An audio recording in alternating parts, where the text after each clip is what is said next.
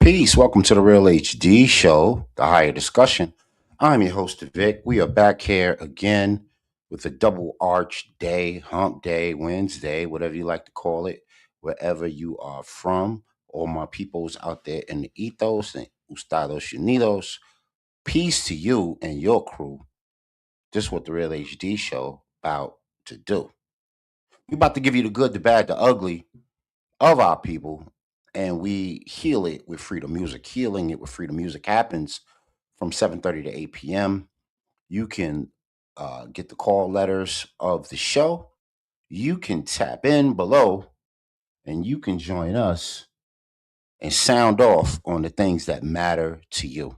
If it matters to you, it matters to us. If it matters to all melanated people, get in here, rock out with the Real HD Show. Your man just got back from NYC, visiting family, visiting friends, going to 50th birthday party. Shout out to, you know, that Benz girl, you know, that Benz girl out there in Queens. Shout out to her 50th. Many, many more. Long live to you, Mercedes, and all your family. May they be blessed as you jump in and, continue your sojourn in life, love, and all of the rest of it.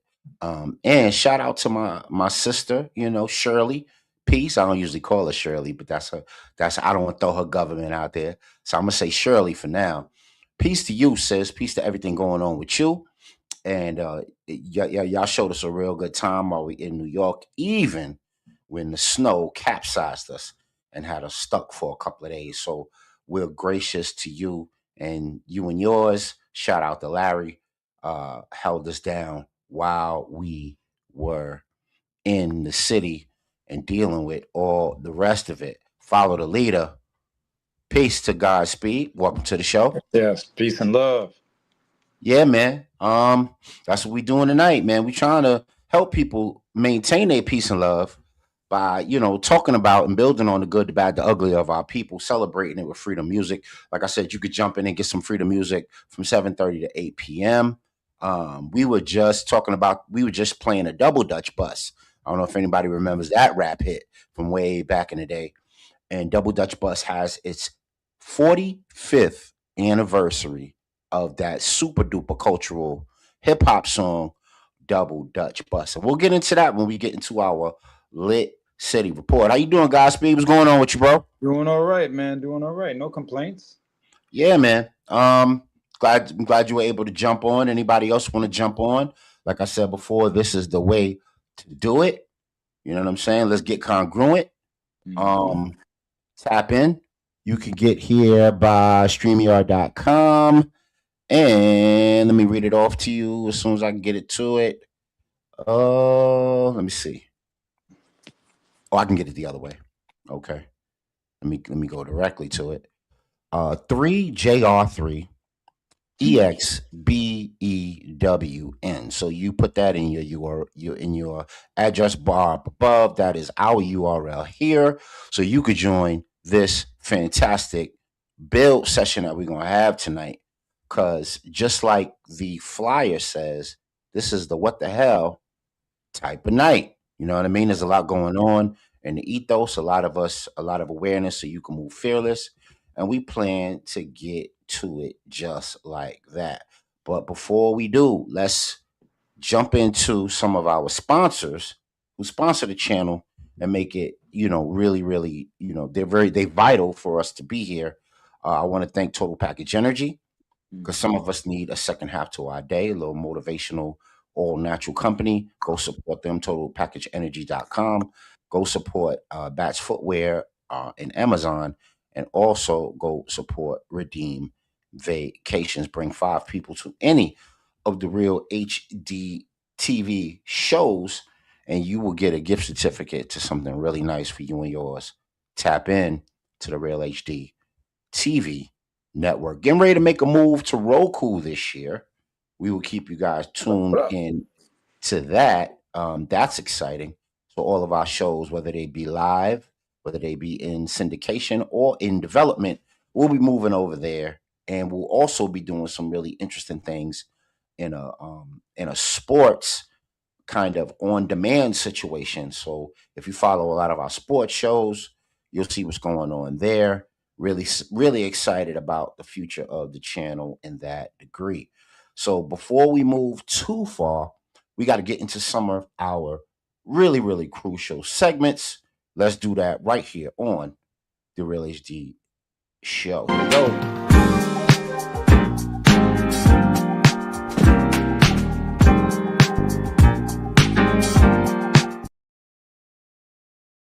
So this is our AAT report. This is our healthy, wealthier, and wiser for a brand new you segment because we need cell power.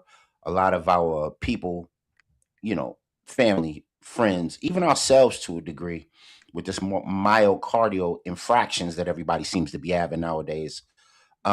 People stroking out all over the place. We need cell power. We need to fortify ourselves. Brother Godspeed, what's the good word, man, on the health front, man? You doing anything different? You starting any new health initiatives? How Well, goes it for you and yeah. yours in that lane? Oh, no sweat. Yeah, definitely, man. For me, it's just retightening, recalibrating, and Mm-hmm. retightening. So I did something that cleaned out my kidney like like a few months ago, and it worked out just fine. Just fine. I brought those what you call it, creatinine levels down. Like I had knocked it down by like I want to say 20 like by 20 points basically. Mm. Knock it down real low. You know what I mean? So Nice. looking to knock it down a little lower, go at it again, Mm-hmm. Mm-hmm. keep that in check, Mm-hmm. So gonna, just I just made my tea for the kidney today. So Mm-hmm. I'm letting it marinate a little bit because I got ginger in there. So sometimes to make it a little more potent, they say ginger enhances the other herbs that you use. Yes. So let it Yes. marinate for a night, and it's gonna be potent tomorrow morning. Yes, sir. Yeah, ginger is ionic. It's an ionic bond to. And I know I'm getting nerdy on y'all. It's an ionic bond to whatever you mix it with. So is lemon and lime. So Okay. if you want to add some power and some substance to whatever your liquid is or your I guess your food of choice, hmm combine it with those things and you'll really see fast results. See now we deal with it like okay. The creatine I want to break down was creatinine versus creatine, right? Mm-hmm. So creatine, as we know, is what they use pretty much. A lot of the bodybuilders they use Mm-hmm. creatine because it brings water. Like my brother taught me, it brings water to your muscles, basically, Yes. right? So the thing is that sometimes creatine, and it's a little bit of an arguable point because it does help raise it. From my studies, it help raises the creatinine level in your kidney if it's not being processed right. Mm-hmm. So sometimes you want to make sure you're not using too much, and if you're using and sometimes what they prescribe for you on the packaging might be too much, especially if Mm. you're not doing that kind of workout. Mm-hmm. That workout regimen like every day, a different part of the body or different parts of the body, and or if you're not drinking enough water, because when you're Mm-hmm. using creatine, you got to drink a lot of water. Yeah, it's hard on the kidneys. Yeah. Yeah, it'll gather. Yeah. So Yeah. okay, so creatine from my study. That's why Mhm. they tell the young people not to mess with it as much because, Right, right. yeah, theirs are still developing and, Yeah, they yeah. gotta be about it, right? So, so the thing is that with the creatine is not the only cause. Oxalate foods are a cause as well. Now you wouldn't believe it.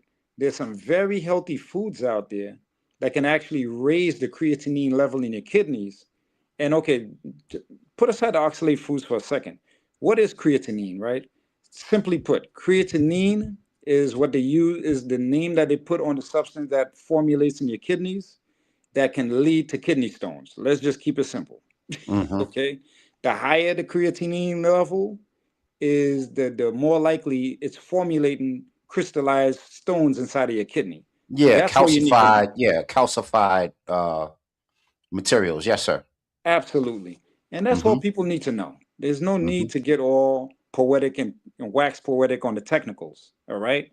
That's what's raising it. Now, other than creatinine, no, other than creatine, because it's funny how they named it creatinine and creatine. It kind Mm-hmm. of it tongue ties you a little bit. So creatinine is the bad stuff that's in your kidney that gathers and make kidney stones. Okay, so creatine is not the only thing that can make that happen.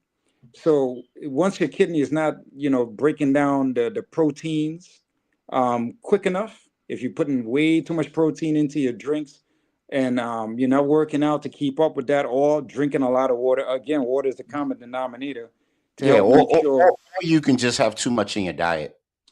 Right, right, that part there. Also, there's also what they call oxalate foods. Mm-hmm. So, what's an example of an oxalate food? Spinach Mm-hmm. and a lot of leafy greens. Mm-hmm. Now, that's considered healthy food. Mm-hmm. But once you have an imbalance, once you have an overinflux of creatinine in your kidney, that can become a problem by eating those foods now. Now you got to slim down on those foods. So, all foods have a level of oxalate in it.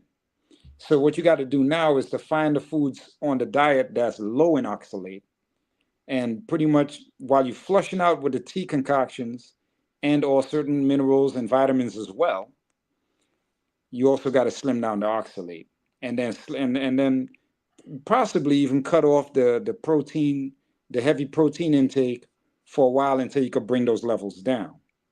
So you bring the levels down through herbs, through certain minerals, vitamins. Vitamin C helps too. Zinc plays a role in this too. Um, you know, and certain herbs. You know what I mean? Like uva ursi is one of the herbs I use. Right. Okay.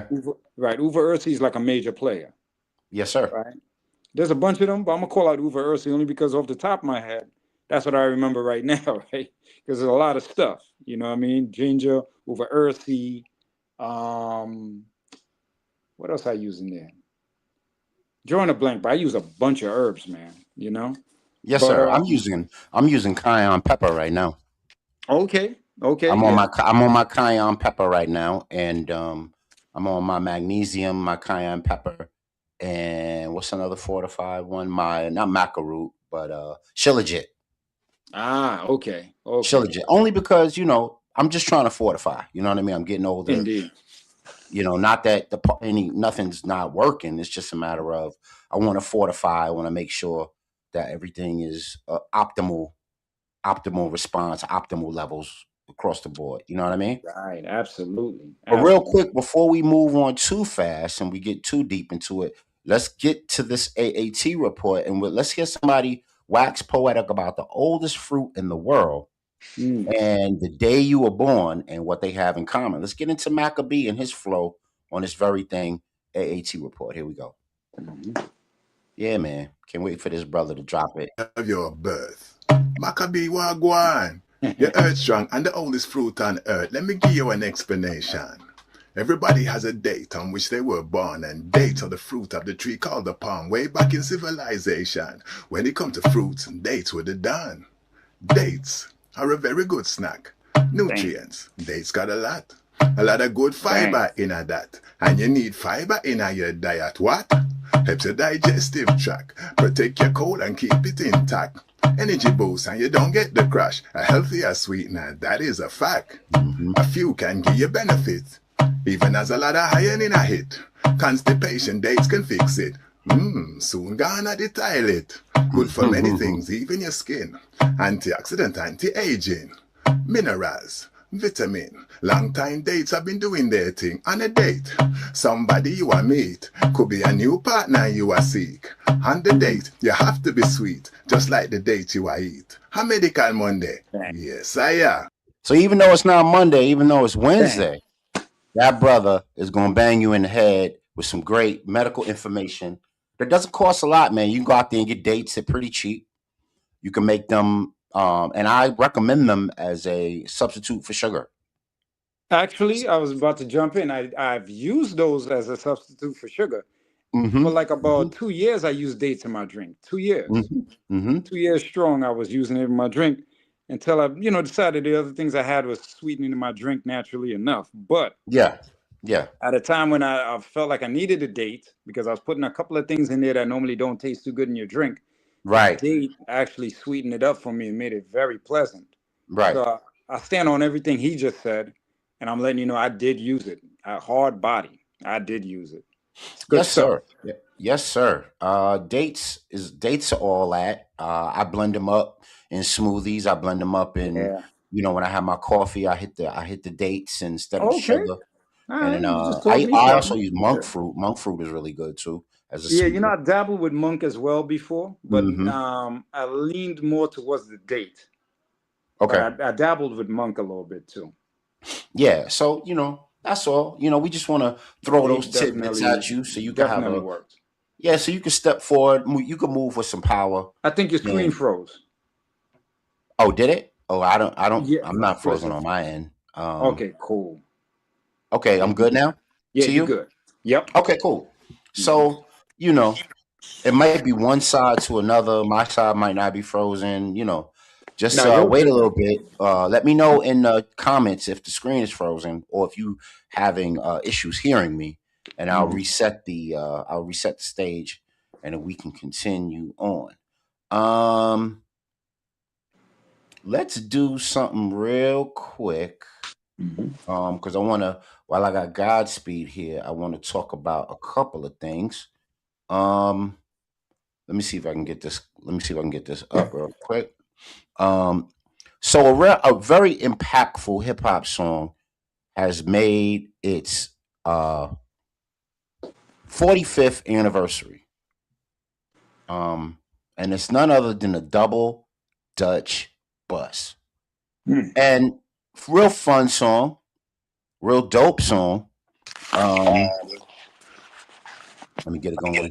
Here's a Frankie Smith iconic 1981 funk hit. Double Dutch Bus celebrated its 45th anniversary, known for its is slang and infectious hook. The song peaked at number one in R&B and hip hop charts the summer of 1981, and the track was inspired by Philadelphia city buses and the popular children's jump rope game. You remember that song, bro? Double Dutch Bus. Yeah, I know the name, but if I hear it, I think I would be able to recognize it more. Yeah. Hold on a second. So we got some comments. Yeah, why don't you contribute to the show, bro? Soliciting is nice, but we'd rather you make some comments for the show. And we could talk business afterwards. I'm talking to whoever hit me up on Kick. I appreciate the business, but hit me up after the show, but contribute to the show while you are watching. And that's for everybody else, all the 5 Facebook channels that we're blasting off to: YouTube, Twitch, Twitter, Kick, D Live, Daily Motion, Trovo Nation. We're everywhere you want to be. We are the real HD. So we're talking about Frank Smith Double Dutch Bus. And the reason why that was so dope was um well, you know what? I have a video for it real quick that I can show that will helpfully, help people remember a little bit. Let's get into it right now. Really dope song, really dope track. If you a hip hop head, this is something you want to be involved with. Here we go.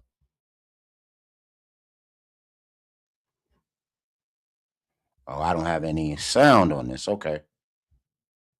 Okay. So that was just a clip. But you know what I'll do? I'll pull it up. I'll pull it up on YouTube. Give me 1 second. Yeah, man. So this is a very, pivotal song for the culture, especially if you like hip hop culture and you celebrate all the 5 elements of hip hop, and hip hop is globally, taking over the world from a global perspective. And this is one of the songs that helped to launch it into infamy, right? So I won't play the entire song, but I'll play a little bit of it just so you guys can get. Uh, I'll play a little bit of it so you guys can get the gist of what it is, and then me and Godspeed will build on it.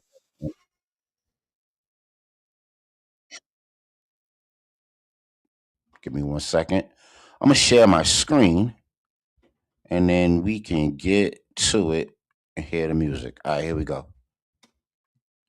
Boom, boom. Let me see.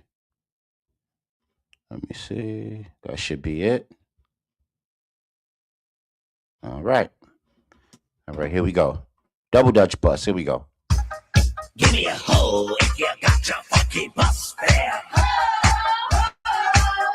There's a double Dutch bus coming down the street, moving dirty vessel kind of shuffle low beach. Get on the bus, pay your fare, then tell the driver that you're going to a double Dutch affair. In my boat, well I'll be darned. Here it comes, the double Dutch bus is on the street. You better talk to move your bus fare transfers. That's the way my money lasts. Ain't got no car, get around when I go to work. I gotta go downtown now. I miss my train. That's a double shame when I'm running late. No streets to blame. If you got a right, you know I'm right. You got a special answer, I can understand. Uptown, downtown, everybody's getting down. Say uptown, say downtown. Well, I miss my bus. I know I'm late. I gotta do something I know I hate. I'm gonna walk to work. 50 bucks already got all that. Shoes who kills us. Wheels are news are bills, baby. Wheels and heels are busy and there's double desserts. There's double desserts. There's double desserts. Wheels and heels are busy and there's double desserts. There's double desserts. There's double desserts. All right. All right. So there it is. I think everybody gets the point. So I'm gonna stop sharing. Um, Godspeed. You remember that song?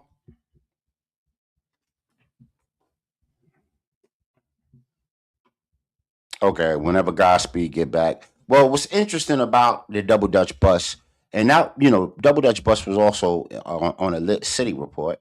Um, so let me throw that in there.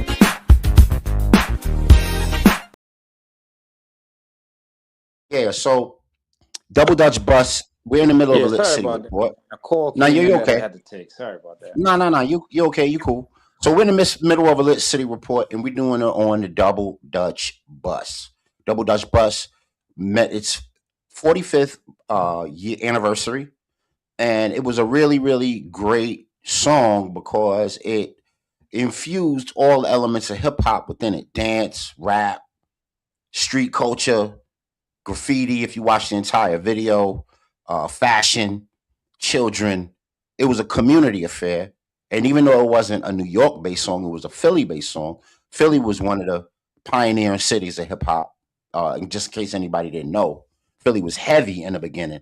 Lot of really dope artists came out of Philly, not just Fresh Prince. Bunch of artists came out of Philly. Shout out to Steady B. Shout out to Three Times Dope. Shout out to a lot of different really, really dope artists that came out of Philly, Jazzy Jeff, all kinds of dope artists that contributed to the culture. But Double Dutch Bus, brother, looked like Jerome from Martin. Mm.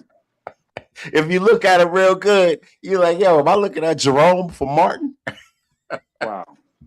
But you know what was ill is when Snoop started his little slang. Mm-hmm. Uh, You talking about that for Shizzle My Nizzle and all that stuff? right, he got that from the Double Dutch Bus.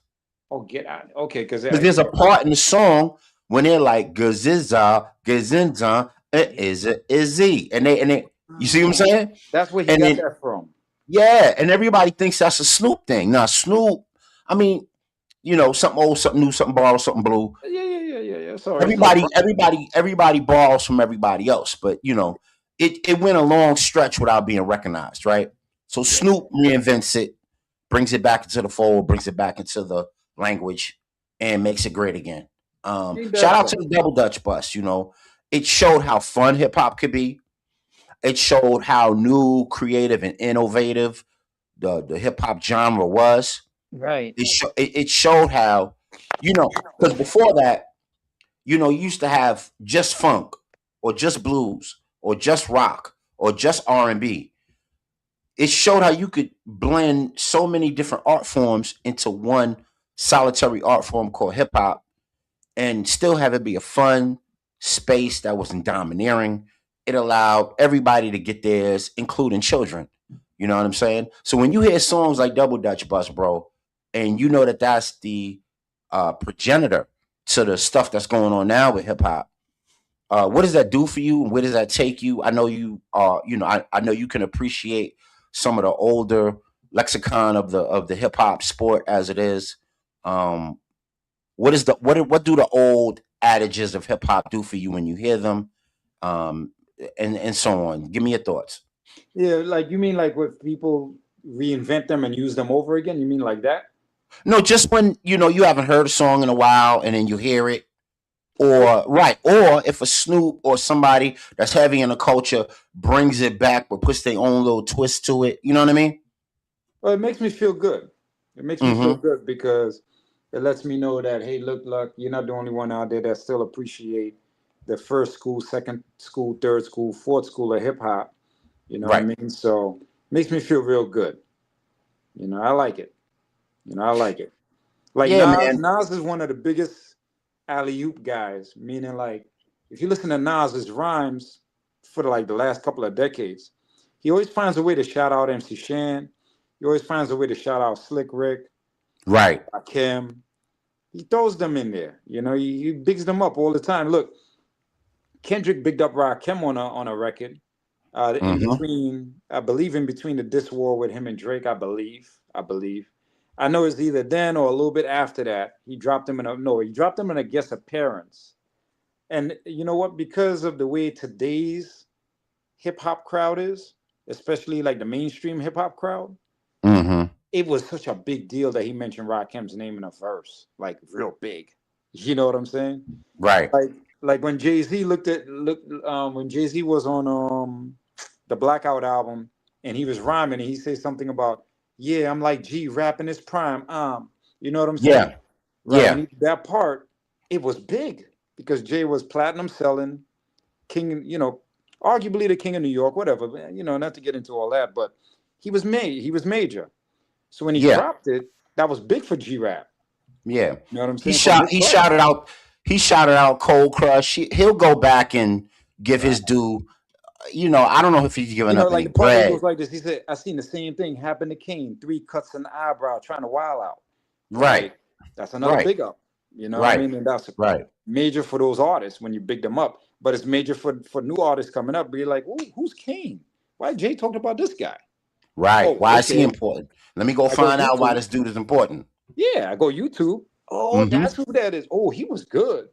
Oh yeah, let me see what that's about. Oh, he's in the Hall of Fame. Oh, Yeah. he's in the Hip Hop Museum. Oh, and Yeah. now mind blown. Your whole situation is, Yeah. that much better. Yeah, Kendrick bigs up Rakim after he just beat Drake, right? yeah, He bigs up Rakim. So, Kendrick's on top of the world. And then you're like, oh, Rakim, who Rakim? I heard of him, but let me go see if he was like that. right. If he I was go really YouTube. like that, Yeah. And then boom, Rakim get a few more record sales.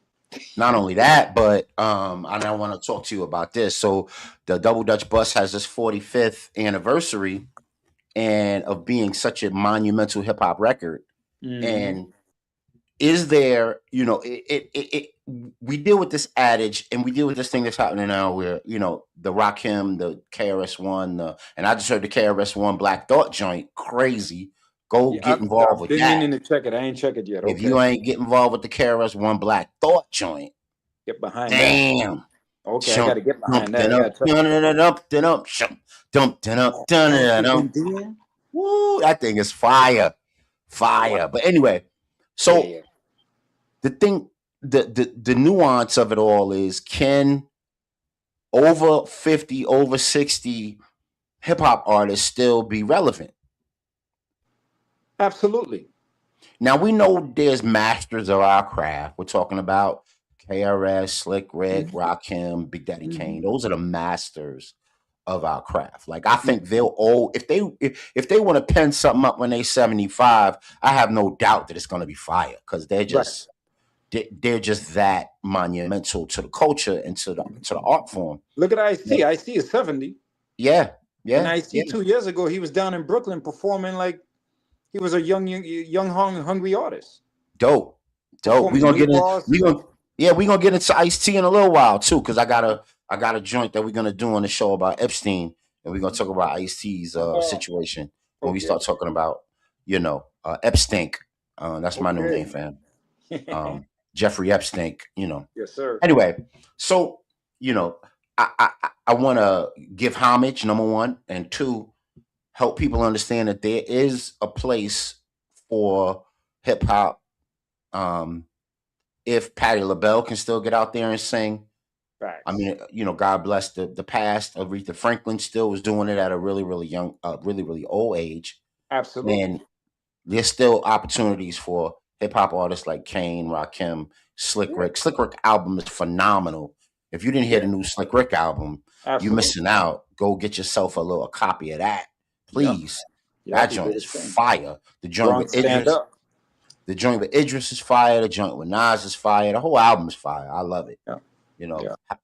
shout out to MC Ricky D getting it done at his age, at his ripe old age. One of my all-time Fire. favorite MCs. Yeah. Yeah, man. Looks good too, man. Look like Yeah. he He looks slimmed good. down.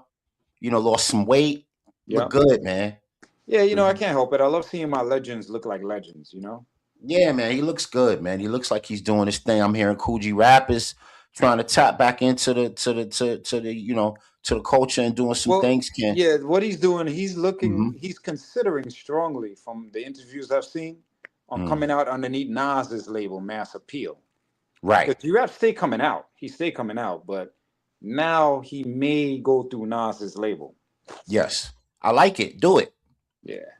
Do it. So you at least know you're in league and in network with people that will give you some agency. You know what I'm saying? Correct. Correct. And that's what some of those older artists suffered through in the golden age of hip hop, where they couldn't make the money they wanted to make Right. because the record companies would shelve them for one reason or another, Yeah. whatever. Yeah, yeah.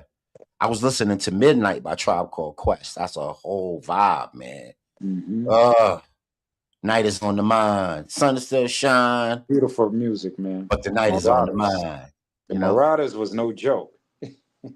Yes. Get with me while I drop this rhyme. Yo, they killed it, man. That's Ain't a nothing whole like vibe. that, bro. Ain't nothing like Oh, that, yo, just so dope, man. Had them beats that'll just have you dulling out, and just in a trance for hours, man, for hours. So wanted to tap into that, wanted to get into that real quick, celebrate the Double Dutch Bus in its 45th anniversary, what it did for the culture, how much fun it taught the world that the culture could be, and the unique way that it used all five elements to illustrate how great it was, including the language.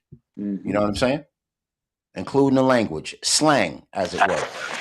You feel me? It showed the world that, you could use slang in a productive, fun way that's not gonna, marginalize anybody or exploit anybody. You know what I mean? Which was dope.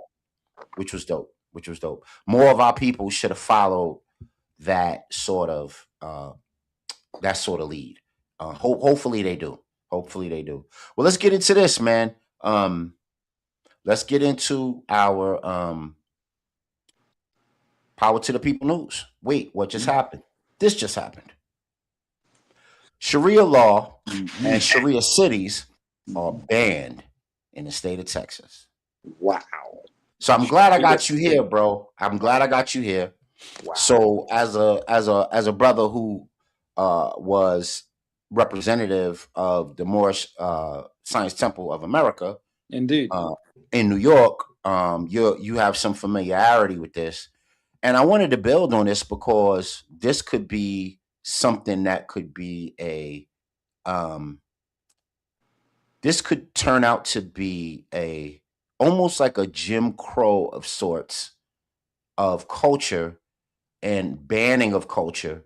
And I never seen it to this degree. Like, we've had a lot of people who come from other places other places on the planet, and they never came to America, and America says your culture is banned. Right. You even got devil worshippers out here. Yeah. I mean, we talked about that last year. How And you they got have the Wiccers. You got the mhm. Wiccers, and I'm not crapping on the Wicca community or anything like that, but the Wiccers, you got the Wiccers, and they're not banned. And they're not banned, right? They get They're to not have their banned. conventions and all the rest of it. But now you They're not. banning Sharia law. Why do you think that Sharia law is being banned in the state of Texas? And when you see things like this, what do you think that's indicative of culturally? It's a What's damn your good thoughts on question. Yeah, it's a damn good question. that? I would say partially. Okay, let's look at it like this, right? So you got politicians Mm-hmm. and you got politicians lobbyists, right? Yes. So lobbyists are rich people, right? But the one thing is, no matter if you're rich or if you're poor, ignorance can always be the common denominator. And that's just one factor. But we're going to hang on to one factor and not get all freestyle crazy about it, because we could talk about this in great lengths and lateral directions. But let's stay there, right? So you have rich people that grew up ignorant, and they're not the only type of rich person that's pushing this movement, but I want to pick on that for a minute. They grew up real ignorant, right? Meaning that they don't understand that the Treaty of Peace and Friendship is, Let's talk about it. it's very important, and people ought to say, what is that and why is that? You know what I'm saying? So the what is the very first treaty that was written between these very this very upstart United States. Yes. This is before the United States was even past probably even 30 states, okay? Because you still had colonies building themselves up at that point in Yep. time, Yeah. right? So they were all independent corporations and proprietors. Yes, sir. Right. So then, okay, cool. So George Washington and them had gotten their independence. They fought for their independence, right? But they were still a little bit like food for the rest of the world. That was just England they had a problem with. But you had all these other nations and nation states looking to gun for them, because they were like, look, they had just been through a major war. They're depleted. We see food we want to eat. So what did they do? They made a deal with what was one of the superpowers of the world at that point in time, being Marrakesh, Mm-hmm. Morocco. Treaty of Marrakesh, Morocco. Yep. Yep. Yep, That was the official term of it. They call it Marrakesh. Treaty of Peace and Friendship, but it was the Treaty of Marrakesh. Yep. Yep. Absolutely, right? So they made a deal with an original man, a Mm-hmm. melanated man named Mm-hmm. Sidi Muhammad. Mm-hmm. Okay. That treaty protected these young United States from all the other wolves around the world. Why? Because they knew if you went past go on America and they got this treaty with Sidi Muhammad, it's going to be on your head. Mm-hmm. You're going to see a bunch of turbans coming through. It's going to be a problem, Mm-hmm. right? Mm-hmm. With them curved at, with the scimitar swords, and yeah, they knew what time it was. Okay. Not to mention that there's evidentiary factoids to point to the fact that California Mm-hmm. was founded by a Moor as well, a Moorish Caliph, princess, as in Cala, Caliph. Mm-hmm. Calafia. Yep, yep, Yeah. Calafia. Yep, she's Yeah, on the yeah. state. She's on the California state crest. Yep. To There you this day, go. you can go into the California legislation, and she'll be right on the walls with her melanated self sitting right there. And Absolutely. all. People could look into the term tariff, Uh because huh. they say tariff, pretty much the Moors brought, that whole term, of course, it's somebody's name, you know what I mean? So their Yeah. experiences with the Moors and stuff, when the Moors ran Spain, and I would dare say they controlled Portugal and these places by way of bulldogging Spain the way they did, and then governing Spain for like about 800 years. You know what Well, I'm saying? there's Moorish castles in Portugal. Well, there you go.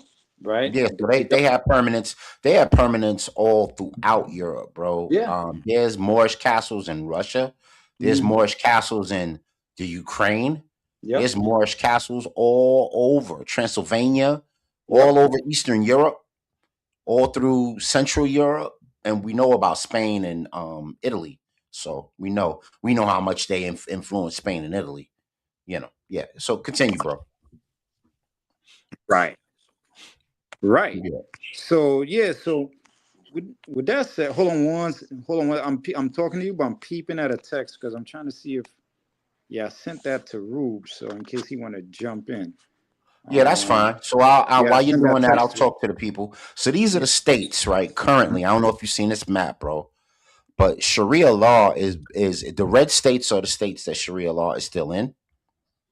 and the greenish states are the states that are banning Sharia law. Isn't that interesting? That's crazy. Yeah. So look at the map, and I believe it's because um, the melanated face of America that's turning more melanated each and every year. And Right. then they predict by 2030 we're gonna have a permanence of melanin all over the country. Right. Maybe different languages, but it'll all be melanated people that dominate North America. Right. So you have that fear, but also Mm-hmm. to go back to the point, I did start waxing a little too poetic, but to bring it back, Mm-hmm. those people that are the lobbyists for the Yes. Trump and all these type of people, those people are completely ignorant to what Muslims, aka Muslims, Moors, what Mm-hmm. was done for the United States at a time when it was food for the rest of the world, which was a bunch of wolves, how they protected America with that treaty. Mm. They Mm. protected America with that treaty. You know what I'm saying? These people are ignorant to it. Look, when Obama was in office, Obama tried to give them a clue. He alluded to, well, people don't know how much Muslims did for you for the United States of America, and they did all these great things, but he never took it to the point where he talked about the Treaty of Peace and Friendship. That's what I was disappointed in when he first got in office. I was like, if you're gonna open the door, don't crack it open, just open it wide. You know what I mean? Yeah, yeah, yeah. Don't play Open it games wide. with it.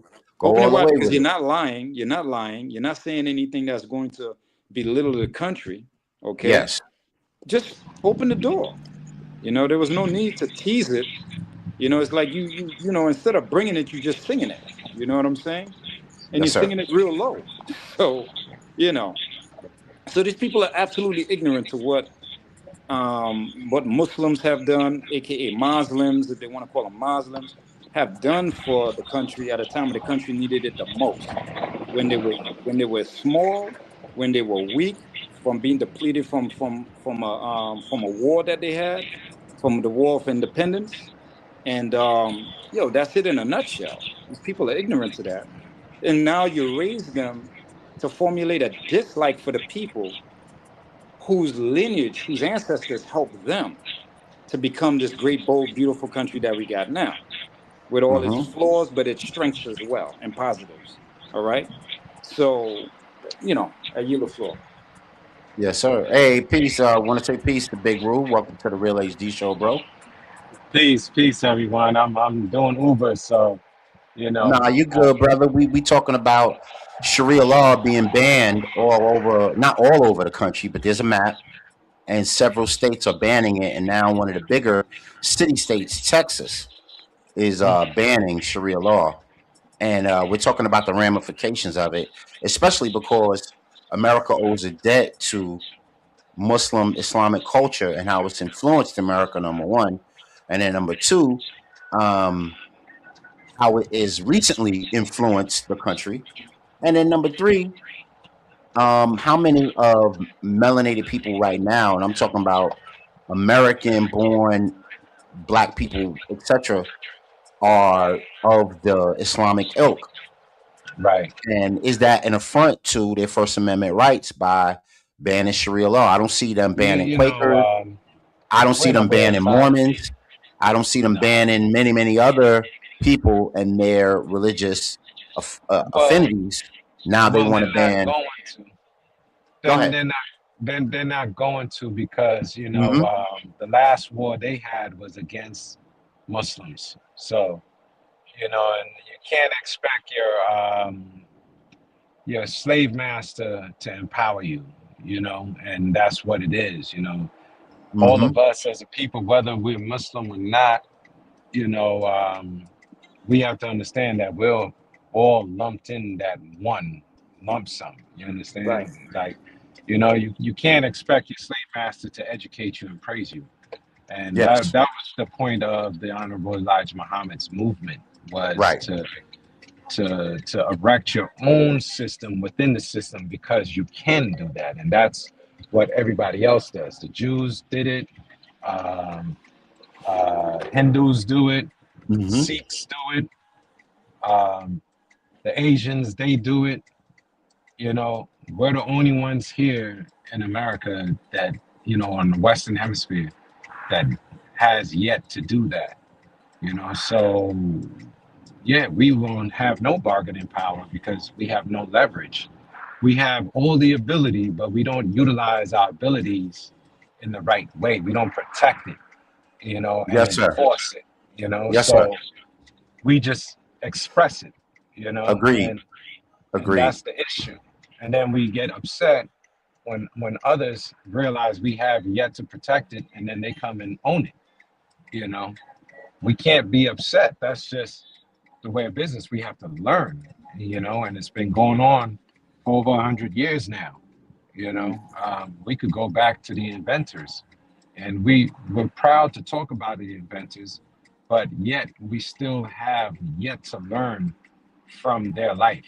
You know, we just praise their invention, but what was their life, the quality of life like with Right. that invention? You understand? We just look for the good parts to boost our self confidence, you know, and we don't really do the math, you know, Mm. which will boost our ability to have a real voice in this nation, you know, and that's the issue, bro. Like that's always been the issue, you know. I sometimes, you know, you got to leave the messenger and take the message, man, and you know, Hmm. Hmm. Hmm. and you know, analyze where the message came from. Okay, this is what this brother, this is what this sister did and had to go through. Okay, that's cool and all. They created something real dope, but that ain't gonna be my outcome. I'm gonna make sure that my business is tight. And whenever we get our business tight, you realize we have ultimate success. And we've seen that with youth right now. There's a lot of youth, their business is tight, bro. You Mm-hmm. know, sometimes we put too much focus on the ones that their business ain't tight to make a to me an invalid um, point. You know what I'm saying? We need to look at those that is getting it right and promote them and be like, yo, Right. look at what this brother did. You know, Mm-hmm. look what this sister did, and Right. and follow the formula.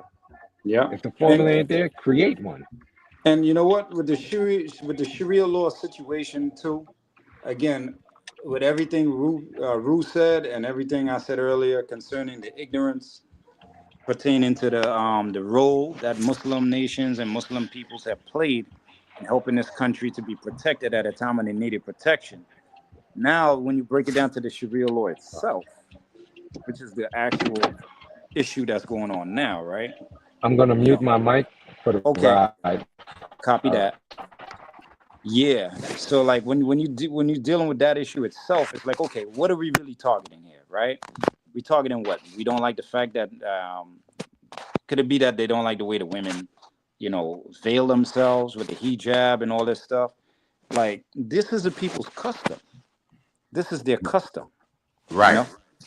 Why can't you allow them, because their custom is not harassing anything that's going on here. Now, Right. are we talking about their customs? Or are we talking, and then too, are we talking about the different, which sect are we talking about?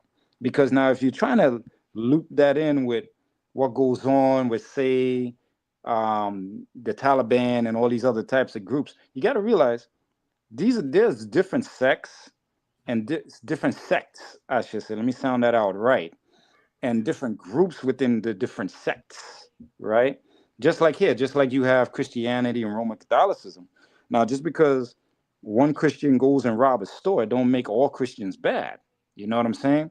But with the way the propaganda machine is so geared against what they term as peace, which is Islam, and that's what Islam means. Islam means peace, right?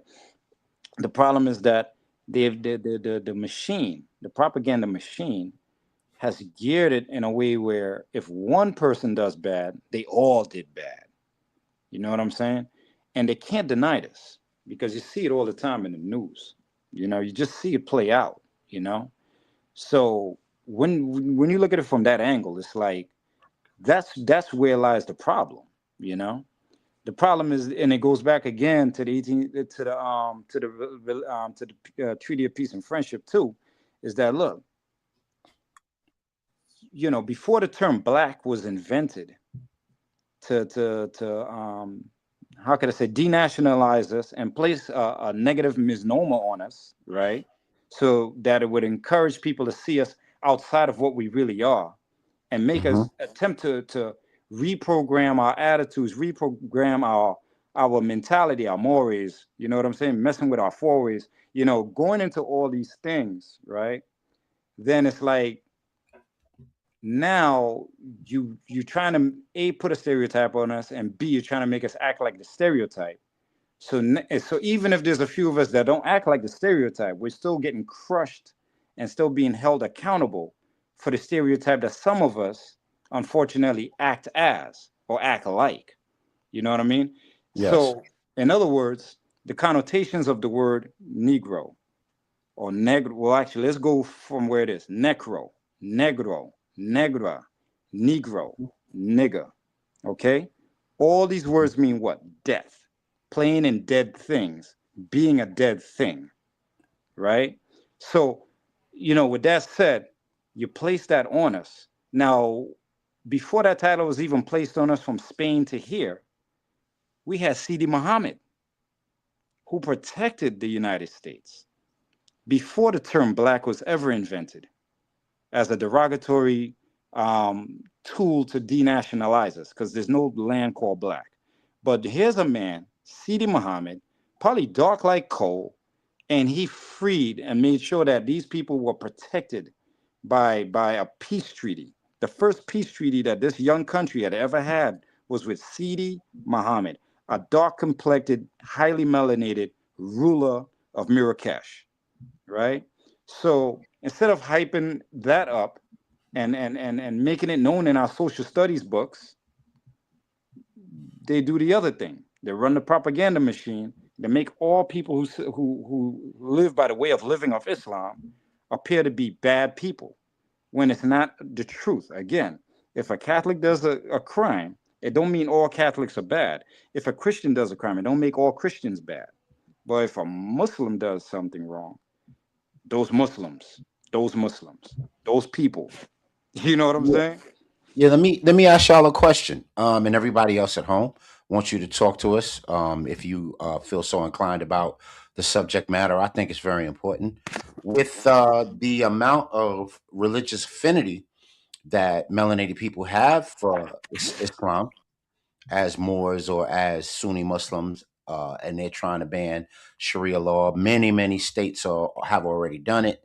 Tennessee, Texas, Indiana. It's a bunch of states that have already done it, and then you have several cities that haven't done it as yet. But we'll see where that goes in the near future. Um, do we think that because the melanated population is becoming the predominant population class, do you think it's a Francis Cress Wilson type of deal where they believe that they fear the genetic, or they fear the genetic annihilation, or the annihilation of Christianity, because now more than ever, so many people in the country are a Christian, as opposed to decades past? Do they fear the religious annihilation of their control system, which is Christianity? Right. So I would say, if folks at home, anybody wants to call in, please call in. We'll always spin the block and give you a say, right? What I would say is, yeah, that's the fear that's been created by the propaganda machine. You know what I mean? This is a fear they've been working on for a very long time. Why? What's their foundation? Why is it that? Right? Why is it that? Because look, at one time, to go back to the year 711, when there was a conflict between Marrakesh, Mali, Mauritania, those nation states, and arguably what could have been precursor to the title of Africa being placed on them. Some of the dates I'm a Hmm. little, kind of froggy on, but it might have been pre-Africa that we're talking about here. Okay, You talking so 80 or you talking 80 or BC? I would say, let me see, 711. 711 was definitely So you talking 80? You talking about That's the AD. yeah? 711 You is talking the AD. ascension of the Moors throughout Europe and the world? Yeah, Right, because I'm trying to remember if the Punic Wars took place. Yeah, the Punic Wars was way before that. yeah. That's BC. Yes, I think it depends on, because I know when the Roman Empire was running roughshod over there, during the BC era, right?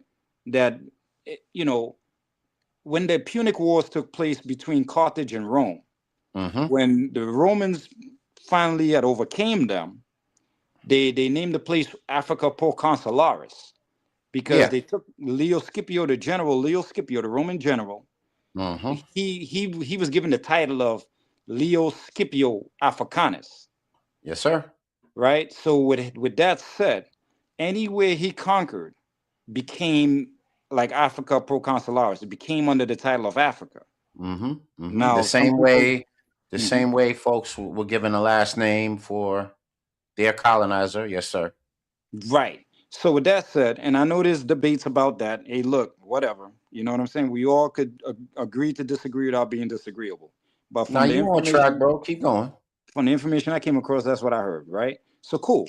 So with that said, 7-Eleven, when they took over and they won the battle, on the field, fair and square, as fair and square as it could get. They had a war and they lost. So the thing was, they ran governorship over there for like from 7-Eleven till 1492. So okay, Mm-hmm. cool. So what does that have to do with today? They don't want to see that happen again. Yes. Now, would that happen And again? that's not just an American thing. That's a Right. Christendom thing.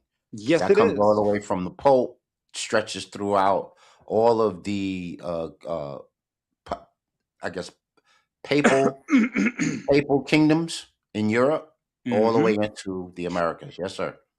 Yes, sir. Correct. Yeah, Correct. that's the middle, that's the dark ages that they don't want to uh revitalize. Yes, sir. Right, right. That part right there. You know what I mean? So there's that.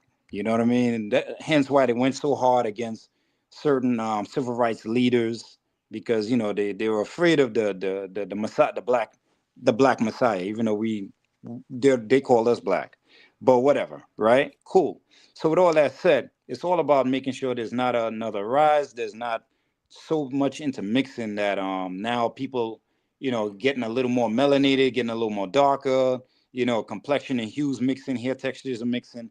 They don't want any of that. That's hence why they in the 1690s they decided to create the terminology of the white person status, and then they went and made the black person status to further Yeah. keep people at a divide. We talked about that before many times, right? Yeah. But all Yeah. of it like is it correlates together. You know what I mean? Is Absolutely. there is the fear of is the fear of the dominant group, is the fear of the elite. Not saying everybody who are underneath the color the colorable code of white believes this or are into this. I'm not saying that. I know many of them that are not personally, that are not into that, right? But the thing is that the ones who are like the card carrying members of these groups that fund the presidential chairs and all chairs of government, they're Yeah. into that. Super PACs and yeah. Yeah, they're into that. The Yeah. lobbyists. That's the word And I keep I'm looking glad you brought that up because the technocrats, which is what they are, Curtis Yarvin and the rest of them, talking about the big tech giants that fund Trump and people in Congress who are doing all of these clandestine movements. They want a ultra hyper Christian state again, for. Right. Correct. but they Correct. want it. But they want to do it through tech. Yeah, yeah, you're right. You're right because I saw a stock out there for technology that promotes Christianity, Roman Catholicism. I seen it. I Yeah. seen it. Yeah. It became public like about 2 months ago. Yeah. You got the Cambridge group and you got the Yeah. Ziglag group. There's a bunch of them out there that want that Yeah. same thing. Yeah, they went public like 2 months ago. Yeah. I was watching them as they will be moving from being an IPO and becoming a stock on the market. Right. But but with that said, this is where a lot of this is coming from. You know, folks. Right. It's a sad thing. We shouldn't even have to be standing here talking about this nonsense. Like this should be a thing of the past. and we should be moving on from this now. But they make it relevant, so we have to pay attention to it. You know. Yeah, and to me, it just looks like peace, brother Mozzie. Welcome to the Real HD Show.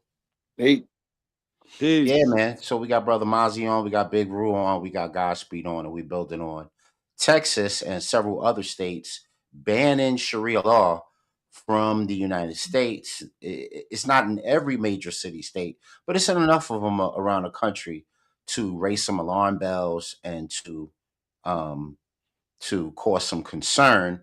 And do y'all think this is a gateway to other? And like we said, this is an affront to the Treaty of Peace and Friendship, and this is also an affront to the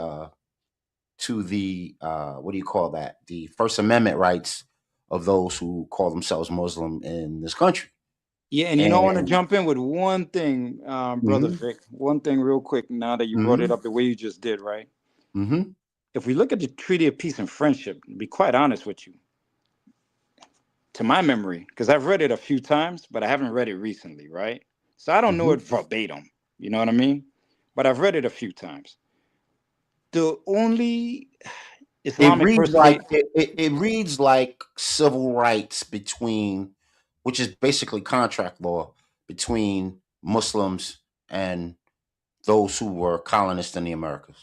right, right, Right, right, right. when they set it up right around 1789, which is right around the time that they were forming America, so on and so forth. Continue, bro. Exactly. In there, the word more is in there. hmm The rendition Yeah. of it I've seen, the word Yes. Yeah. more is It in is. there. It is. It's spelled with two U's instead of two O's. Okay. Right. So they put the myrrh. Okay. So I've seen one that says more. You've seen one that say myrrh, right? But hmm that's okay. You know what I mean? From what I've seen, the word more is in there. From what I've seen, because they're not supposed to be taken, hostage and things of that nature, right? Right. So this is why Abraham Lincoln, from what I've read, and I don't like to say I know anything. I'm gonna say I read that, right? Is that he was able to take a highly melanated man in court and protect him in court, and looked at the courtroom and said, "Listen, I could tell from his trappings, you think this man to be a Negro, but he said I have it on good note that this man's a Moor." So why did he bring that up in court? It's because of the Treaty of Peace and Friendship, Right. because that's a Right. long-standing thing. And if you look in there, it says you're not supposed to kidnap Moors. You're not supposed to kidnap. You know what I'm saying? And I bring that up to say this: even though we bring this up, it still may not have like a certain type of relevance, and it's arguable in this situation because again, we have different type of Muslims, right? All types of Muslims, Yes, sir. right? And honestly, look, I believe in speaking kind of people in general, hoping to help spread that olive branch across the board and hope that they see somebody of our sect trying to make a peaceful path for them, right? hmm But keeping it a buck 50, not all those different sect of people hold the same uh, res- general respect for us either. Keeping it a buck 50, just keeping it real, Yes, sir. right? Not saying all of them, but I'm just keeping it real. you know, a lot of them got issues with the ideas of the Moorish Science Temple of America. A lot of them got issues with the Nation of Islam. It's well known. You know what I mean? Because hmm they don't look at these things as really truly part of the foundation of pure Islam. As in their dominant group, their version of the dominant group. Our version of the dominant groups over there is Roman Catholicism, Christianity, and Anglo-Saxon, Protestant, whatever, right? But their dominant group over there are the mainstream Islam folks that are into the Kaaba. You know what I'm saying? You Yes, know, sir.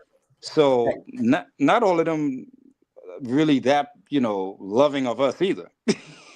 No, agreed. Let me get Brother Mozzie in on the conversation, bro. For What do sure. you think? Are you up on this Sharia law being banned and how it's metastasizing throughout the country? And what do you think is the cultural significance of banning Sharia law in the United States? What's your thoughts, bro? Um, I've quite a few thoughts, man. I mean, if I was a uh, a a conservative black Republican who was supposed to be a Christian, I would say this is a Christian country, and it will always be a Christian country. And with that in mind, banning Sharia law is something we should do. But most Republicans ban it because they know deep in their heart that when you look at what's taking place over in the Arab world, we're shitting on these people. Mm. And now we've given them, and what has happened too is that they've been given white status. So they can come over here and set up and grow the way they've grown. Mm. And Very now good what's point. starting to happen is, oh yeah, you thought we forgot the things that you've done to us.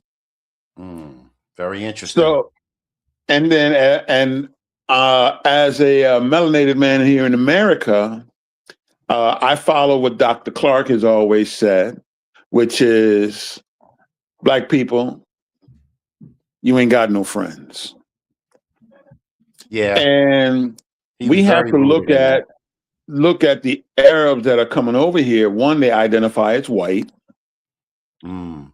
Two, they do support other Arabs who are enslaved in sub-Saharan and other Africans around the country, around the planet. Sharia law is tough. And would anybody want to live under that? So I would say if we're trying to maintain a certain level of so-called freedom in America, Sharia law would not allow that to happen, Yeah. especially for melanated folks. Um, so it's kind of a very mixed bag of things because America, you're supposed to Right. have that freedom to practice the religion you want to practice. But one of the things that get caught up in the Islamic world is are they practicing Islam or are they practicing Arabism? And that's always been the big issue. And we've never been able to slice through that to kind of delineate what's what. Very important point. I want to add on and ask another question to everybody listening, even my panel. Do we think this is another move in the clandestine effort of groups like the CJC, and the APAC, and all the rest of it? Because now we know that those people are kind of the paymasters of all of the media mediums all over the country now.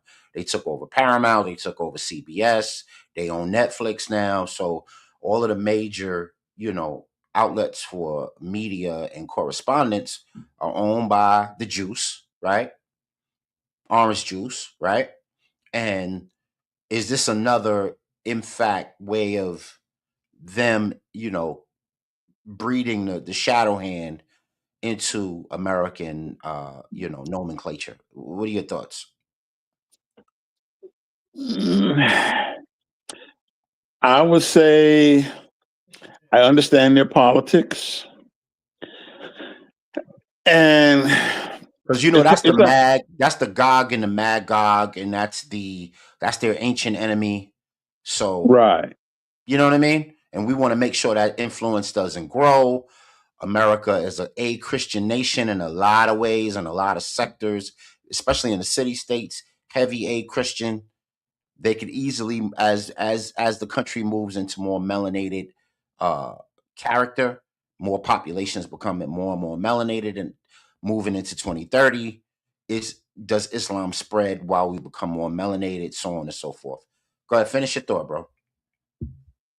Uh, I don't know, man. It's just, I hate to sound this way, man, but I have a lot of distrust for all three factions. The Agreed. American Christian faction, the Is It Real faction, and the white Arab faction. Mm-hmm. because they've never been friends to us, none of them. Right. If we telling the truth. But for America, should they be concerned? I would say when you listen to some of the propaganda that comes out of the Arab world, I think they should be concerned. I would say for us, it's really none of our business. We need to really focus on fortifying ourselves and Mm-hmm. making sure we're good and prepared to survive, through any situation that may occur in America. But I will say that is it real people? They definitely uh, the propaganda's there for sure. Yeah. So, I wanted to bring that up. I wanted us to build on it a little bit. And I wanted us to talk about the ramifications or the gateway that banning something like Sharia law would eventually lead to in the banning of other cultural, and religious idioms, forms of expression all over the country. If this happens here in this regard, then does it happen in other regards that metastasizes into stripping rights all across the board? Sister Aurora, welcome to the Real HD Show. Peace. Oh, thank you. What's Been happening? wait. We talking about the banning of Sharia law in major city states like Texas and other city states all over the country, and whether or Mhm. not this will become an alarming practice of banning other sorts of cultural practices all over the country. What do you think about that? It's Just to say something real quick, mhm. I'll be on mute. Hey, Sister Aurora, I'll be Eh, on mute for a few minutes, and I'll be Okay. back on No problem. running an errand. Yeah, do you think? I had a board meeting tonight, so I was trying to make sure I made it back here. But Oh, thank you you to see make the it back to bans rock that's out going with us. on. Yeah, I mean, right now, I think you saw the mayor thanking people for returning back the cultural center in Philadelphia that was taken down. And so I'm wondering what if this guy had destroyed that stuff, what would have Okay. happened? Because they take it down. I said, what if he had destroyed it? And the fight to get it back up would have been, you know, it would have been for null because he would have been allowed if he had been allowed to destroy it. The same way that he was allowed to paint over all the BLM streets that were painted, the Black Lives Matter signs, taking them down off of public and government buildings, taking it off the streets. Yeah, especially the one in Washington, painted that over real quick with the quickness. So, what happens if instead of just having taken them down, he had the ability to destroy it? And that was my biggest, my biggest woe that if that had happened. I'm like, because that's how you really erase. But no, I'm glad that they had taken them down, put them in storage, and knows that a new day was coming, and he had to put them all back. With things like the ones that he destroyed, the BML, be a lot of the Black Lives Matter monuments that had gone up, they got destroyed. They weren't put in any garage. So you do think this will be a kind of metastasize into uh, a Yeah, cultural a cultural a cultural banning of sorts countrywide? but we've had it before. That we've been banned from books and things. So it's not something that is going to last unless y'all allow this precedent to last. It's and so that's why they got to put them up because the next election it might change. The next by the time Supreme Court reverses a decision, it might change. And that's why it's see, things like that can change. But if you had a death penalty and you killed someone, an innocent person, you can't bring that back. So, the things that we have to concern ourselves with are the things that he would destroy and we'd never get them back. We can get back the things, the you saw them, they took them away, everybody was upset, angry, throwing things.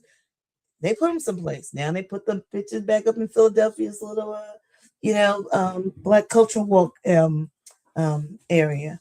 So, Mm-hmm. the things that we concern ourselves is with, still people who are being, sentenced to death who are innocent, or, justice has not prevailed for them. They dead, and so they're getting exonerated.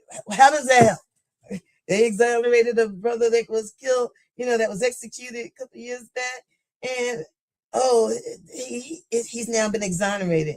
Can't bring that back. So, sometimes I'm always saying, let's concern ourselves with things that we really need to, um, you know, check him with, because things like, they can do wicked things like that can make us totally disappear. But this is just a temporary, we've been here before, Reagan. you know, I can probably go back a different president. But yeah, we've been here before, where it was meant to, you know, destroy what Black communities were building, and economic growth. And with Reagan, there was no redistribution of wealth. You know, so but we make it through. Yes, sir. Yes, ma'am. So, we here. We're talking about this. I think we kicked the can down the road with this a little bit. There's a lot of cultural influences. If you want to check that out, you can go on what is the site? The National Humanities Center.org, and it talks about all of the ways that Islam has influenced America, from language to procedure to names of countries, states, and ways that we the practice and procedure of things that we do and we take for granted right here in the United States. We can name them on, go on and on and on. Immigration influences, all sorts of things. America has learned from Islam, and of course, the Treaty of Peace and Friendship back in 1789, and how effective. And that's a law, and that's a treaty law still on the books as of today. Mhm. So let's be fortified in that, and move on. I wanted to talk to you guys while I still have you. Um, what have you guys seen this latest Disney thing, man? I'm a little baffled as to why we still allow things to, you know, why we even allow things like this to exist anymore. And if I'm understanding right, this particular idiom, this particular cartoon has a black creator. Um, I don't know if you got a hit, Oh, I know what you but mean. it's called Do Rag Man. Yes, do rag man. Have y'all heard of this? Mm-hmm. I just heard of that earlier today in passing. I thought it was a joke. No, this is an It's actual real. cartoon for the babies Yep. that's out right now, and it's featuring a superhero. That's hold on, let me get the Wear other do one. rag. Yeah, the do rag is his cape, so it's not like Yes. it's a regular cape and cowl. The do rag is the cape.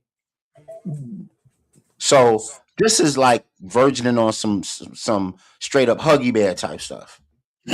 Well, we do have to admit there's a lot of brothers be walking around with do rags on still, Agreed. and just like sisters walking around with bonnets. Yeah, Uh-huh. So I On the guess yeah. it'll be supermarket. something that the babies will want to watch and see because it might remind them of Uncle Joey and Uncle Pookie. And so I don't know. So here's another picture of how the superhero looks. He's got gold fronts. He's wearing 100,000 chains, like my man that had gold fever, and I'm gonna get you, sucker. You know, and Yeah, he's called Do Rag Man. So the do rag is not just on his hair, creating a hairstyle. It's all Goes over up his here. face. It's his identity. Yeah. It's what gives him his superpower. You know what I'm saying? And I don't know any other ethnic group in the world. Like, there's no hijab man. right. Like, there's no Roman Catholic man with the big penis head, with the big penis hat on top of his head. Well, So none of those colloquialisms that make things ethnic are attached to any other people. There's no sombrero man. You know what I mean? But there's right. Durag. But there's Captain Durag. You know what I mean? And do you Yeah, think we're well, gonna? the sad thing is, unfortunately, we have people in our community that will always take some of the worst in our community or the things that aren't that great in our community, and if they can make a buck on it, man, they'll do it. I mean, it's just always something that happens, Exploitation, black and exploitation. we've yet to put ourselves in position to where we say, well, we can just shut it down, Right. and it Well, speaks well, we more do to have some organizations that are supposed to be. That's supposed to be their charge. But do you think we'll hear from them on things like this?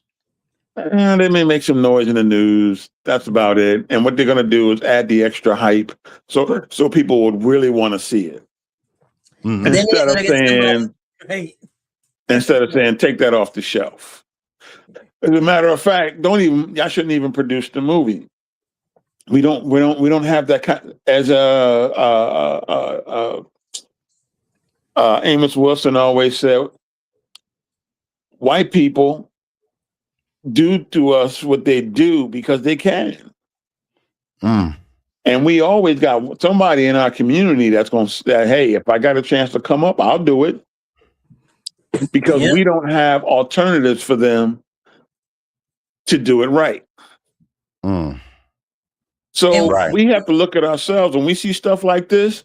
We have no, and I don't mean like you and me, but as a collective, I'm speaking in the Of course. generalities.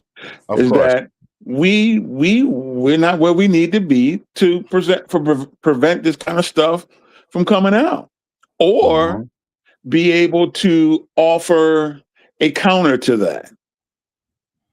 As long because I'm a firm believer of, as long as we got balance, let's put it out there.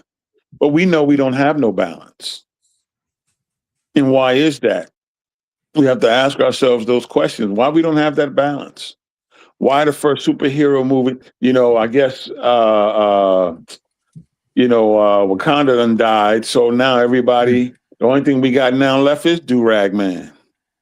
Yeah, I mean, speaking of that, let's talk about that. So they were at the BAFTA Awards, and of course Mhm. they're racking up nominations in every award category on planet Earth for their work in Sinners. Talking about Michael B. Jordan, Mhm. Delroy Lindo, and that Martin spectacular Kruger. cast that played in the movie Sinners. Mhm. Probably, and it should be the movie of the year. We'll see if they snub it or they don't. But they were at the BAFTA Awards and they got the N word thrown at them by this And dude in the middle. By this dude in the middle. Who they said And it has Tourette's. That, right, and their excuse is that he had Tourette's. Right, right. that I There's want always an 10 other excuse. witnesses if that's what you he know was saying what? prior And to that's when this. someone should have punched him in the mouth and said, I got Tourette's too. Yep. Well, I got someone Tourette's said, to the hands. Yeah, yes, sir. Come get Damn your right. hands I real got a quick. nervous someone said twitch. that. They're like, look, my Tourette's is my hand hits the face. Okay, You know?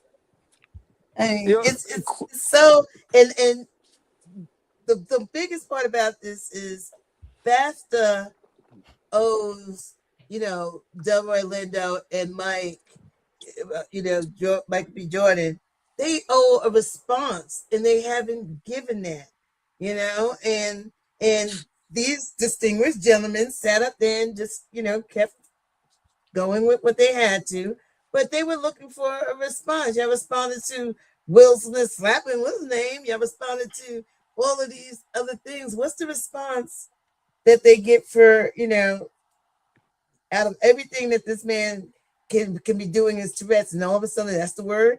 I said, one, that's taught. So, but where's the response for that? You know, Yeah.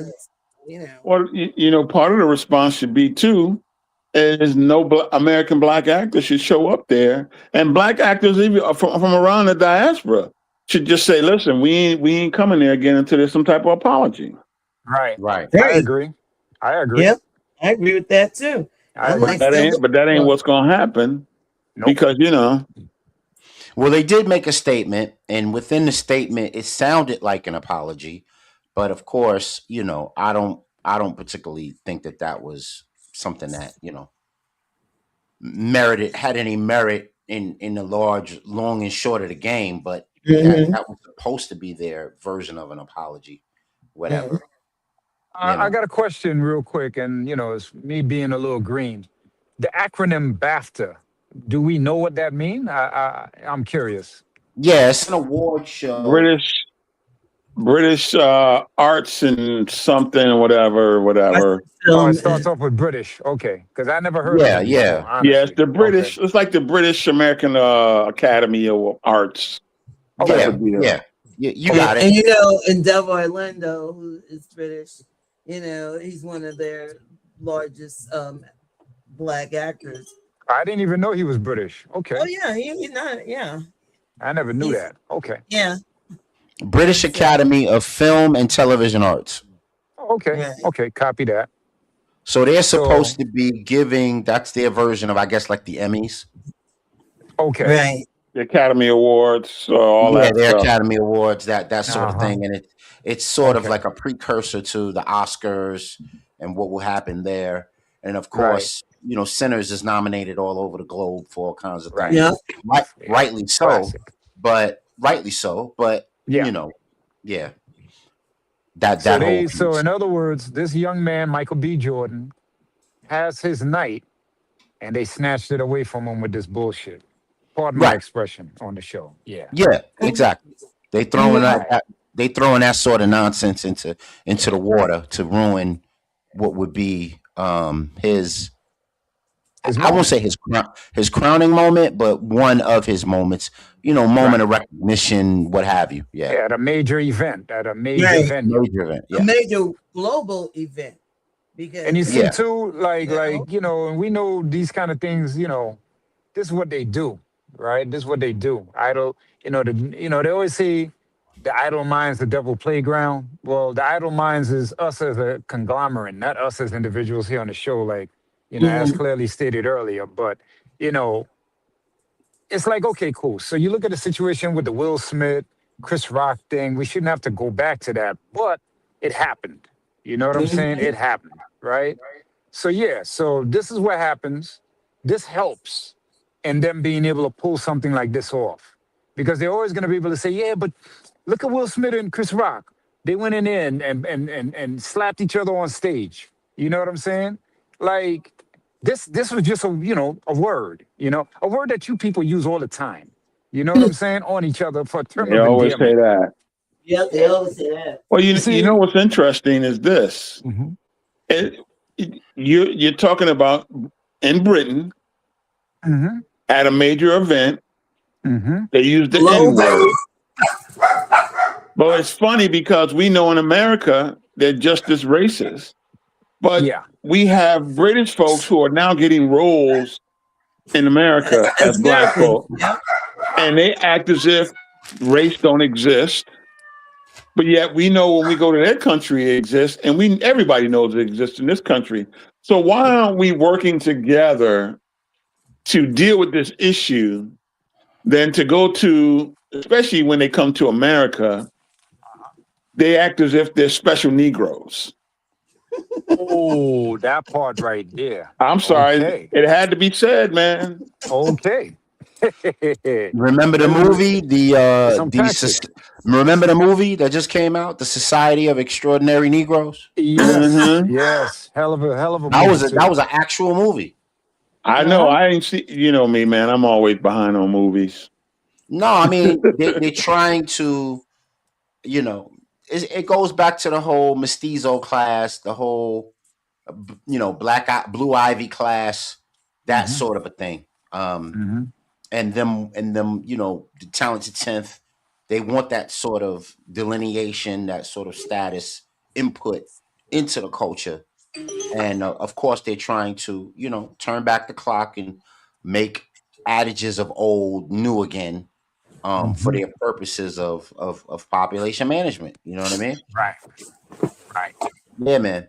I just wanted to, you made me think about that whole piece when we were talking about the idiocy of that do rag man thing, you know. Mm. And of course, we there's never a uh very rarely in cartoondom are we have a dignified presence. And then this is what the youth take in. This is what they take in as their pastime and how they see older black men and the personage and Mhm.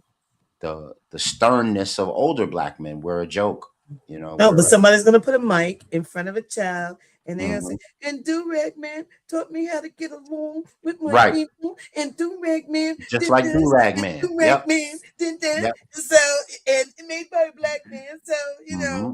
I want to do like we Do Rag Man. Yep. Do Rag Man. Or You know? remember this one? Superman that oh, Yeah, and all how the yeah, yeah. elementary schools, everybody singing this song, and the kids are Uh-huh. jumping up and down, and everybody woo woo. Yep.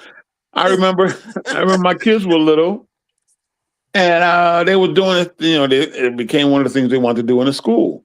Mhm. And so they were doing, and I understood where they were coming with that because they were talking about the test and they were trying to, like Superman, whatever they were doing. Uh-huh. Until I walked in one day and I saw my son's class doing it. They was probably like third grade.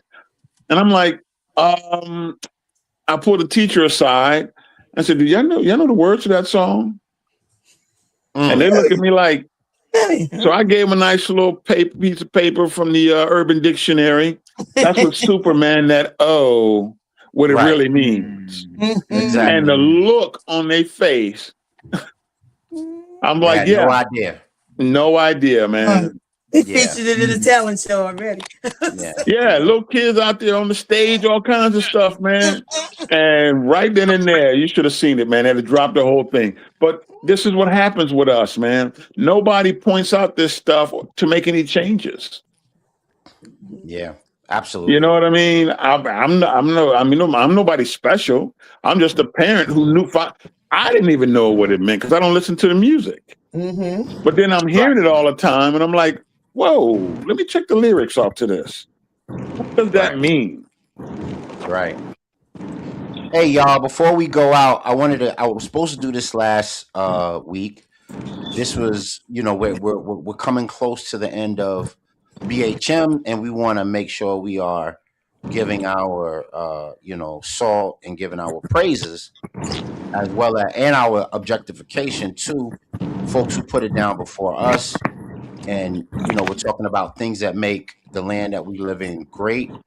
And we have an institution called tipping, and there's a history to tipping.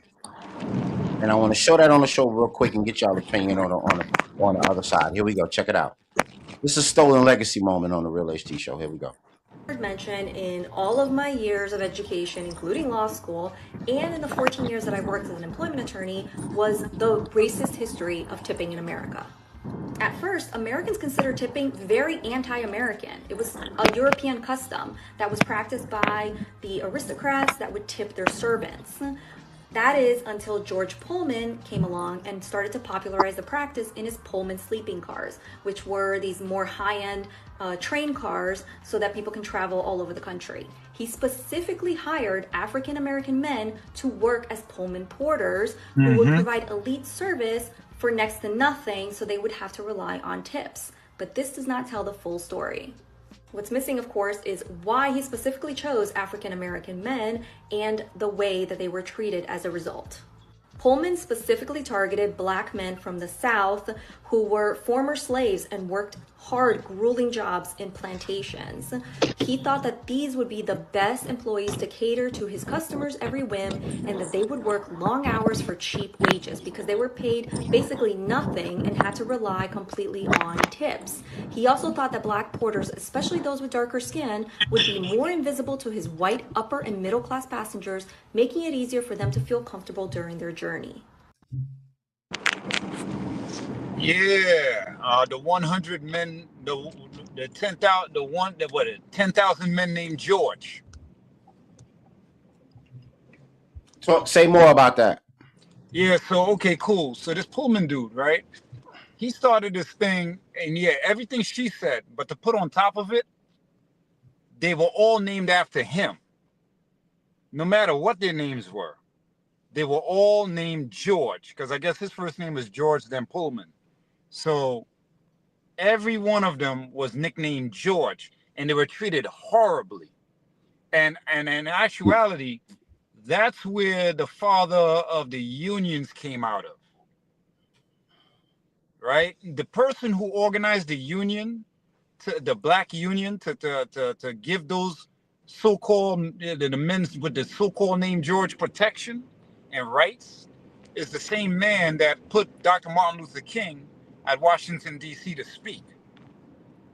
So it's an interesting kind of dynamic, you know what I'm saying? But yeah, they got these ex-slaves and they continue to abuse them even after slavery. Like they were paid, like according to the movie I watched, that appeared to be like an autobiography of sorts or what have you, a true story. They were stating that, look, these guys were making $60 a month, right? But if anybody stole something or broke something, it came out of their pay, whether it's their fault or not. And this is what was going on for a long time until they unionized. So it was a brother that unionized them. I'm trying to Yes, remember his name right now. yes, Yeah, it was a hell of a movie. I enjoyed it. You know, it yeah. gets a little pain, but it was well put together. You know?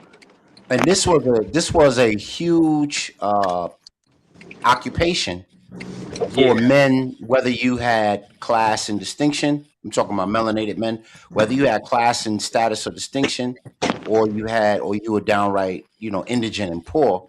yeah, This was you couldn't rise above this particular station in the onset of the railroad industry within yeah, the country because it was a luxury to ride this sort of conveyance in yeah, its infancy. And yeah. the reason I bring this up is I want to talk about the book of the night. The book of the night is Superman to Man by J.A. Rogers. Hmm. And he basically, it's a great book. Anybody who hasn't read it should go read it. It's about how ignorant white people thought that melanated people were who were Pullman, right? Mm-hmm. And how this really, really brilliant brother who was a Pullman sat down and schooled this white congressman on a long train ride, earned his respect, earned his, deference within the book. And the scholar J.A. Rogers wrote this kind of docu ethic fiction about the travails of black Pullman and how they were intelligent and Mm-hmm. how they were well speaking and how they had class status and distinction, even though they were denigrated to those sorts of positions. So, real quickly before we got out of here, I wanted to feature that. So, what y'all could do is go check out Superman and Man. Great read. It's a page turner. It's like the two of them play mental chess throughout the entire book. Mm. And at the end of it, the brother is triumphant with his intellect and not because he was a servant. Really, really dope book. Check that That's a out. dope. Yeah, that sounds like a dope book. And don't forget, Malcolm X used to be a porter. Didn't I know didn't know that. that. I didn't know Didn't that. know that. Fire. So Didn't did know that. Maya Angelou. Okay. Get out of here. I didn't know that Yes. either. Okay. Wow. Okay. Yeah. Okay. So Absolutely. you see my fantastic, intelligent panel coming through in the clutch.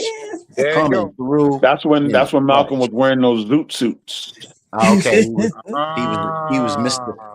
Yeah, Little red. if you're It was nasty. red, right? That's what. Yeah. Detroit Red if you're nasty. That's Yes, right. sir. That's what Yes. Detroit Red. Yeah, man.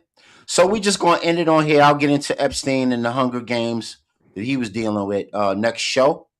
But I want you guys to like, share, subscribe, turn on your notifications so every time we have a real HD show, y'all can tap in with us and have a higher discussion. Does anybody have any community works? Anything they want to promote? Anything they want to express to the people?